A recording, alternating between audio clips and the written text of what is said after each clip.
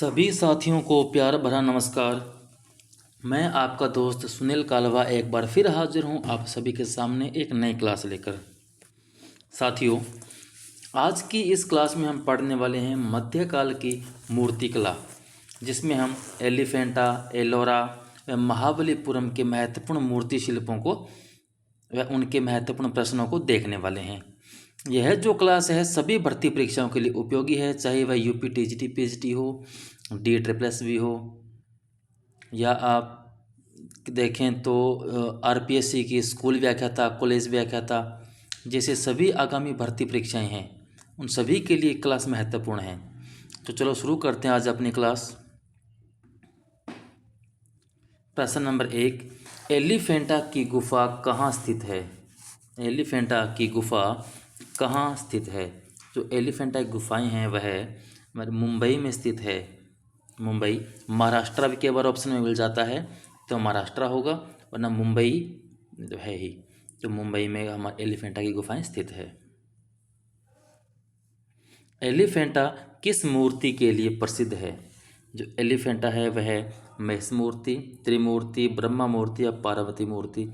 तो एलिफेंटा जो है त्रिमूर्ति के लिए प्रसिद्ध है। हाँ, इस त्रिमूर्ति के अंदर जो तीनों देवताओं की मूर्ति मिलती है, तीनों ईश्वर की जो मूर्ति मिली है उसके अंदर विष्णु, ब्रह्मा, महेश तीनों हैं। लेकिन जब किसी एक का नाम पूछा जाता है तब त्रिमूर्ति नाम से जाना जाए, क्योंकि त्रिमूर्ति के अंदर तीनों ही ईश्वर का नाम आ जाता है। एलिफेंटा का वास्तविक नाम क्या था? तो एलिफेंटा का वास्तविक नाम जो था धारापुरी था। एलिफेंटा से प्राप्त हाथी की मूर्ति वर्तमान में रखी है। एलिफेंटा से प्राप्त हाथी की मूर्ति वर्तमान में कहाँ संग्रहित है? तो पटना संग्रहालय में, बिहार संग्रहालय में, विक्टोरिया गार्डन संग्रहालय मुंबई में या दिल्ली संग्रहालय में। तो जो एलिफेंटा की मूर्ति है वर्तमान में विक्टोरिया गार्डन संग्रहालय मुंबई में स्थित है। एलिफेंटा गुफा मंदिर कितने वर्ग फुट आकार में बना है? यानी एलिफेंटा इस गुफा मंदिर है वो कितने फुट वर्ग आकार में बना हुआ है? तो वहाँ का जो मंदिर है वह 130 फीट वर्ग आकार में बना हुआ है।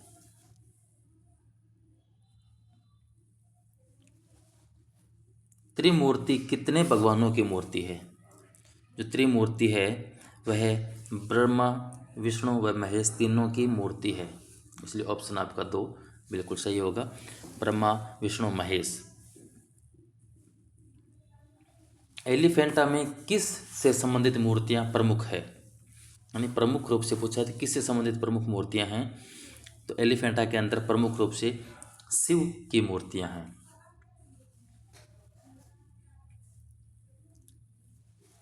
ब्रह्मा की स्वतंत्र मूर्ति को प्रकाश में लाने का श्रेय किसे दिया जाता है? ब्रह्मा की स्वतंत्र मूर्ति को प्रकाश में लाने का श्रेय जो किसे दिया जाता है वह श्रेय आपको दिया जाता है आनंद कुमार स्वामी को। Option 2 is correct. एलिफेंटा में किस युग की मूर्तिकला का मोहक स्वरूप देखने को मिलता है? यानी किस युग की बात कही गई है, किस युग का मूर्तिकला का मोहक स्वरूप देखने को मिलता है एलिफेंटा के अंदर?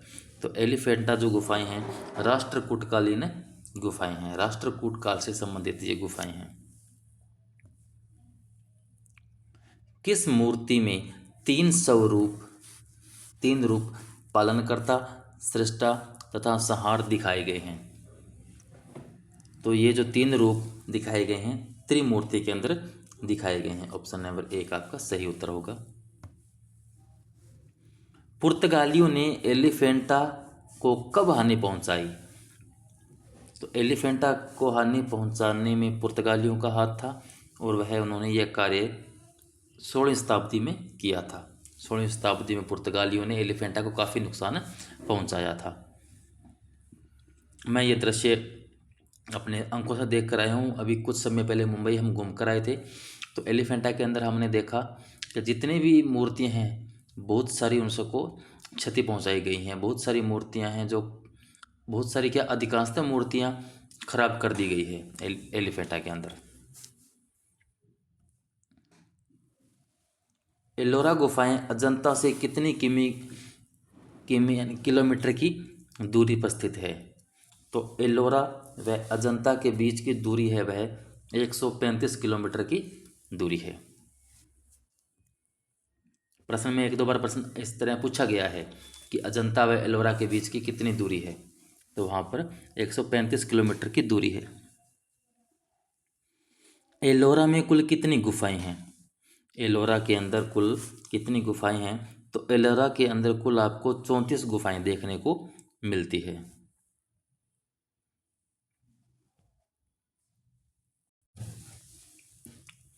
और जो एलोरा है वह औरंगाबाद महाराष्ट्र में स्थित है।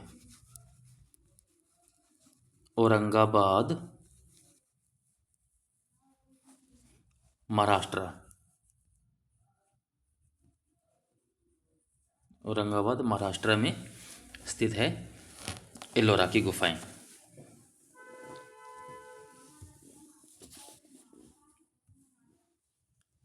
एलोरा गुफाएं किस धर्म से संबंधित है? जो एलोरा की गुफाएं हैं बौद्ध धर्म से संबंधित है, जैन से भी है, ब्राह्मण से भी है और उपरोक्त सभी। तो हमारा जवाब होगा ऑप्शन डी, उपरोक्त सभी, यानी इन सभी धर्मों से संबंधित एलोरा के अंदर आपको मूर्ति शिल्प देखने को मिलते हैं। एलोरा में ब्राह्मण गुफाएं किस काल की है? एलोरा में जो ब्राह्मण गुफाएं हैं वह किस काल की है? तो वो है आपकी 8वीं से 10वीं सदी के बीच में। 8वीं से 10वीं सदी दिया है, सदी के बीच में। कई बार सन सीधा दिया जाता है तब आपको उत्तर मिलता है आपको 700 ईस्वी से लेकर 972 ईस्वी, तो भी उत्तर आपका सही होता है। अगर सन इस तरह होता है 8वीं सदी से 10वीं सदी, तभी आपका उत्तर ये सही होता है। तो सही उत्तर होगा ऑप्शन सी। एलोरा में जैन धर्म से संबंधित कितनी गुफाएं हैं? तो एलोरा के अंदर जैन धर्म से संबंधित आपकी 5 गुफाएं हैं, जो हम आगे देखेंगे। गुफा संख्या 29 से लेकर 34 तक 5 गुफाएं स्थित है। एलोरा में गुफा संख्या 1 से गुफा संख्या 12 तक किस धर्म से संबंधित है? यानी गुफा 1 से 12 तक किस धर्म से संबंधित है?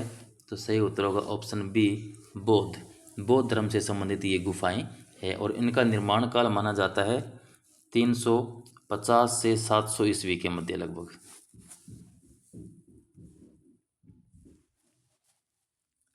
एलोरा में गुफा संख्या 13 से 29 तक किस धर्म से संबंधित है? तो गुफा संख्या 13 से लेकर गुफा संख्या 29 तक जो गुफाएं बनी हैं वह गुफाएं ब्राह्मण धर्म से संबंधित है। और ये कुल जो गुफाएं हैं 17 है, कुल 17 गुफाएं हैं। यानी बौद्ध धर्म की गुफाएं थी 1 से 12 तक, तो 12 बौद्ध गुफाएं हो गई और 17 आपके यहाँ पर ब्राह्मण गुफाएं है।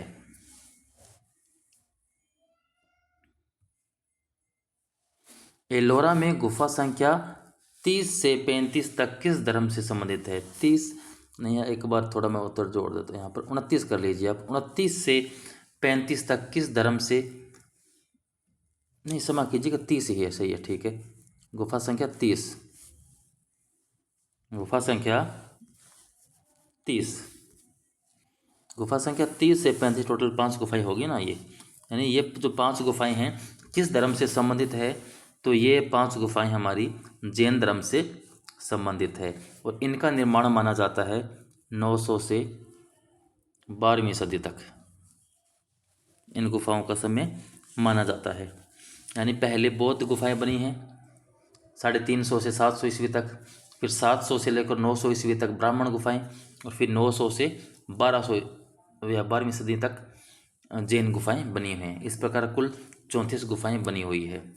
तो 5 यानी पहले 12 बौद्ध की, उसके बाद में 17 ब्राह्मण की और फिर 5 जैन की, तो कुल 34 गुफाएं आपको देखने को मिलती है।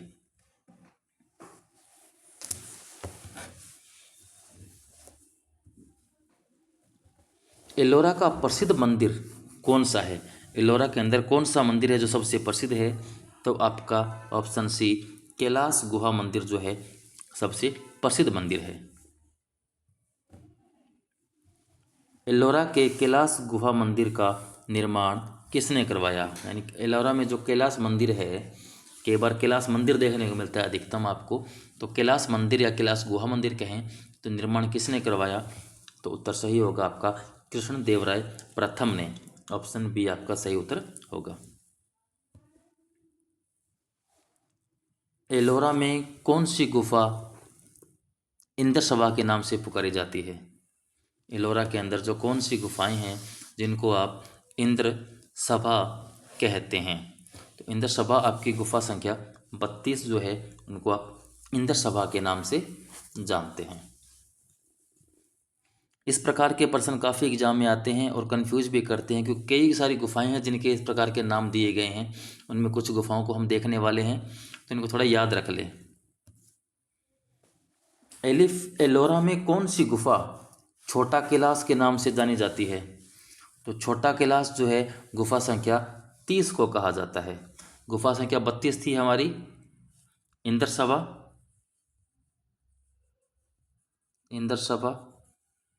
गुफा संख्या 30 छोटा कैलाश है, और गुफा संख्या 16 हमारा थी कैलाश मंदिर।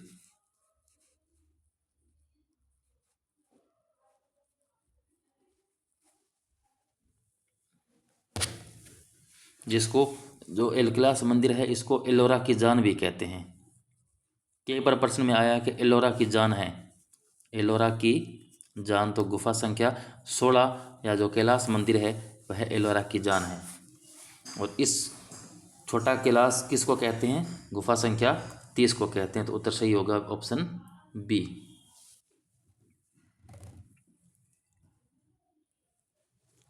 एलोरा में कौन सी गुफा रावण की खाई के नाम से पुकारी जाती है?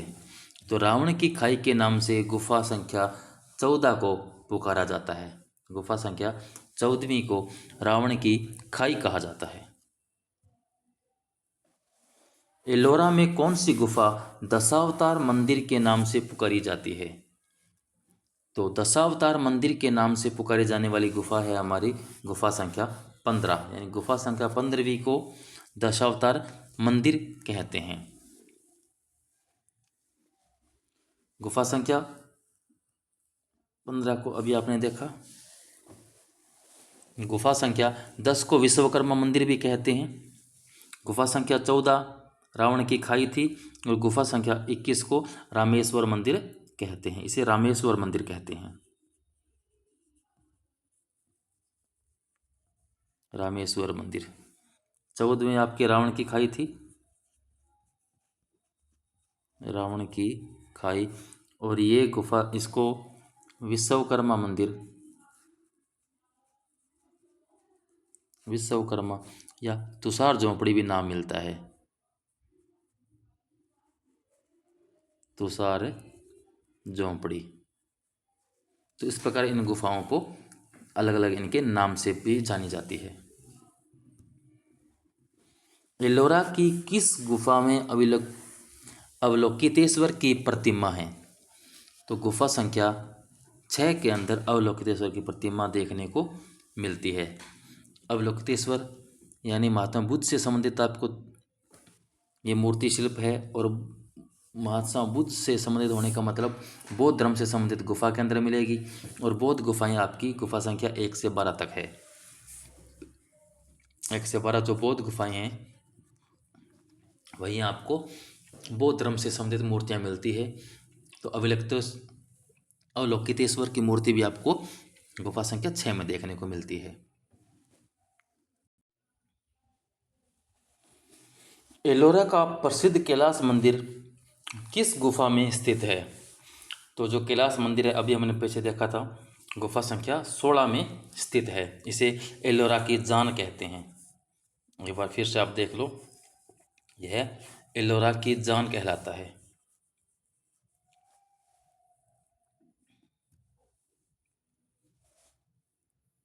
एलिफेंटा की किस मूर्तिकला उपनिषदों के बुद्धिवाद तथा उच्च दर्शन की प्रतिबिंबित करती है?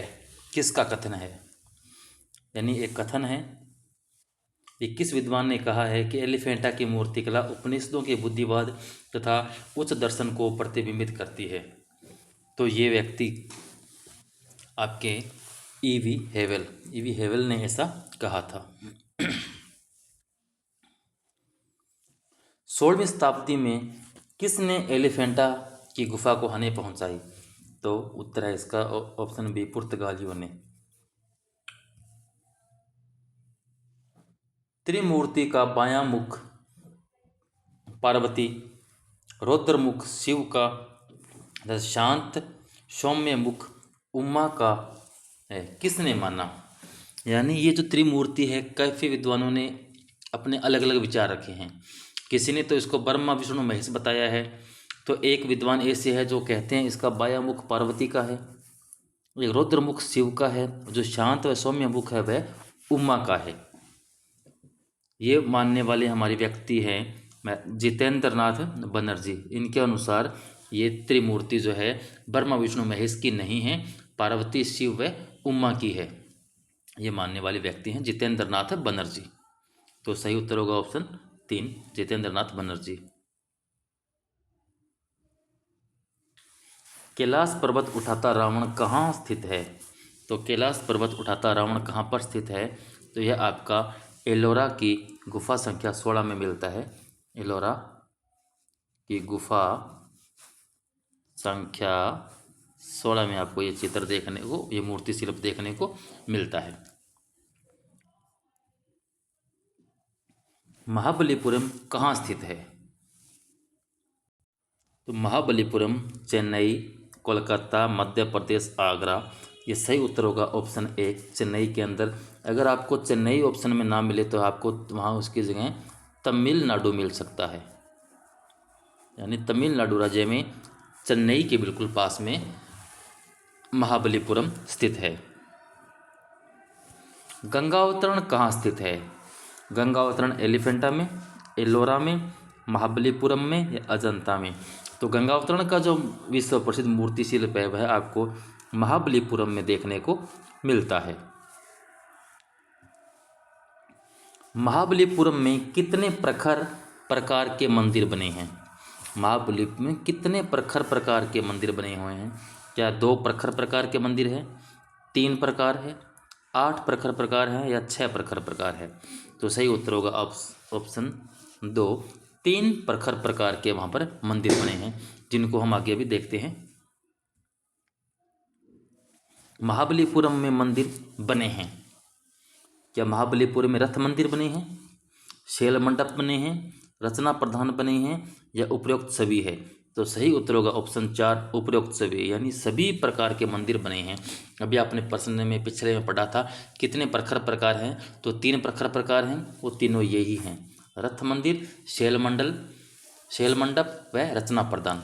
वो तीनों मंदिर कौन कौन से होते हैं, किसको रथ मंदिर कहते हैं, किसको शैल मंडप कहते हैं और किस मंदिर को रचना प्रधान कहते हैं, उनको हम अभी आगे जानने वाले हैं। मैंने प्रश्नों को इसी प्रकार सेट किया है ताकि आपके कोई डाउट ना बचे, अच्छे से प्रश्न आपके क्लास समझ में आ जाए। पहाड़ को तराश कर जो गुफा मंदिर बने उन्हें क्या कहा गया है? यानी जो पहाड़ है उनको तराश कर जो गुफा मंदिर बनाए गए हैं उनको क्या कहा गया है? तो उनको शैल मंडप कहा गया है। यानी पहाड़ों को तराश कर जो मंदिर बनाए हैं वो कौन से मंदिर हो गए? वो हो गए शैल मंडप।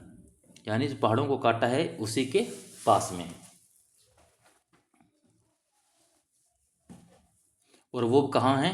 वो तट से थोड़ा हटकर है, यानी समुद्र तट से थोड़ा दूर, लिख सकते हैं आप, तट से थोड़ा दूर है, तट से दूर, जो तट से थोड़ा दूर है और पहाड़ से काटकर जो बनाया गया वह शैल मंडप है। समुद्र तट पर स्थित, अब पहले देखा हमने समुद्र बिल्कुल तट से हटकर था और ये तट के ऊपर है, तट पर स्थित चट्टानों के ऊपर से तराश कर मंदिरों का रूप दिया गया, उन्हें क्या कहा गया?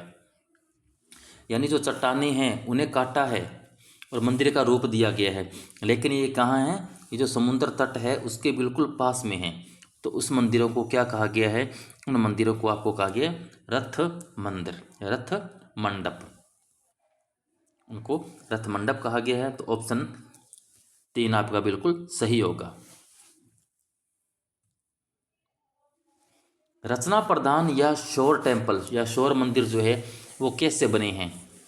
यानी अभी आपने पिछले 2 प्रश्नों में देखा शैल मंडप व रथ मंडप। अब जो हमारा बचा था रचना प्रधान मंदिर कौन से होते हैं। तो रचना प्रधान मंदिर वो होते हैं जिनको पत्थरों की चुनाई करके बनाते हैं। पत्थरों की चुनाई करके बने हैं वह मंदिर होता है रचना प्रधान या शोर मंदिर। तो महाबलीपुर में 3 प्रकार के मंदिर बने हैं। एक तो पत्थरों से चुनाई करके बन गए, दूसरा पहाड़ को काटकर बनाया गया समुद्र तट के बिल्कुल पास में वह है रथ मंडप, और जो समुद्र तट से थोड़ा दूर पहाड़ को काटकर बनाया गया है वह है शैल मंडप।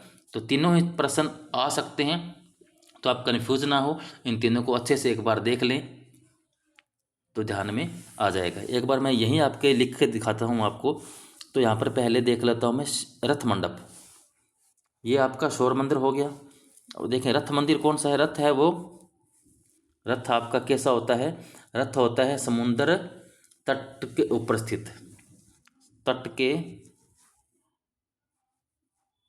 पास, जो तट के पास है और पहाड़ से काटा गया है। ये जो दोनों मंदिर किससे बने हैं, पहाड़ तराश कर बनाए गए दोनों मंदिर होते हैं। जो समुद्र तट के पास है वह रथ मंदिर है, और जो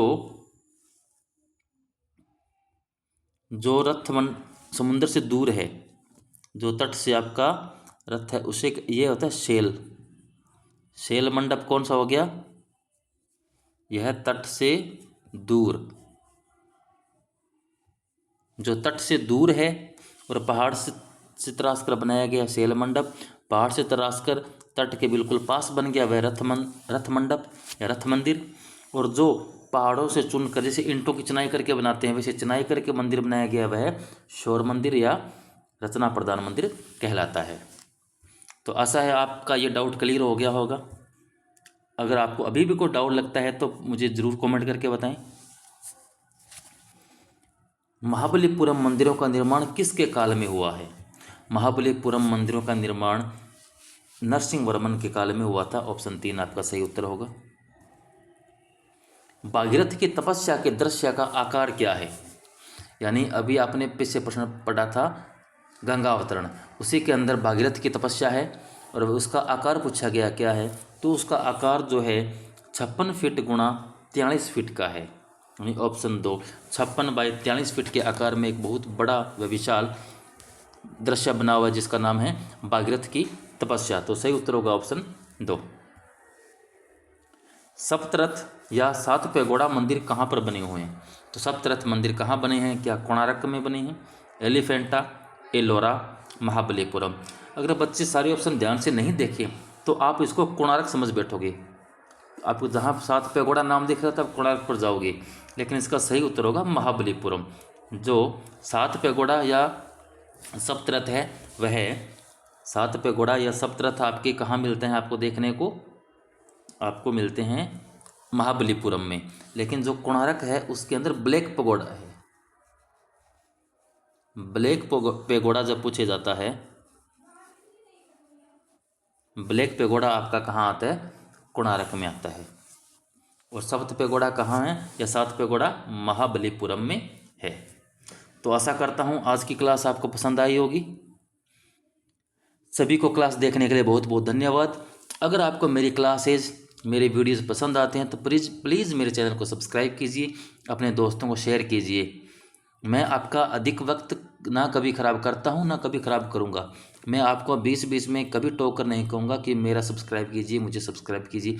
अच्छी लगती है क्लास तो आप अवश्य सब्सक्राइब कीजिए, वरना कोई बात नहीं। पढ़ते रहिए, मस्त रहिए। धन्यवाद।